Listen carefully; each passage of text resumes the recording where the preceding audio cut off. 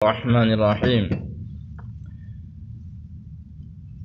دشمن کی نگاہ سے اپنے کو چھپانے کا قرآنی عمل، مندرجہ ذیل آیتوں کو پڑھتے رہنا، ان کے ساتھ سورہ یاسین کے شروع سے فہم لا یبصرون تک پڑھ لینا بہت مفید ہے۔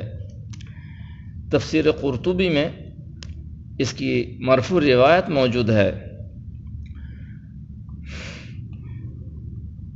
اعوذ باللہ من الشیطان الرجیم، اولئک الذین طبع اللہ علی قلوبہم وسمعہم وابصارہم واولئک هم الغافلون۔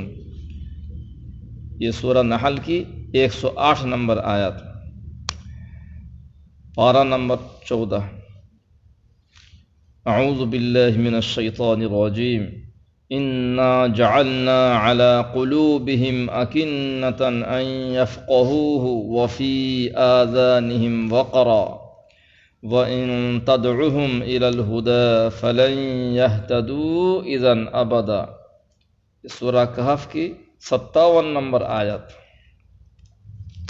اعوذ باللہ من الشیطان الرجیم، افرأیت من اتخذ الہہ ہواہ واضلہ اللہ علی علم وختم علی سمعہ وقلبہ وجعل علی بصرہ غشاوہ۔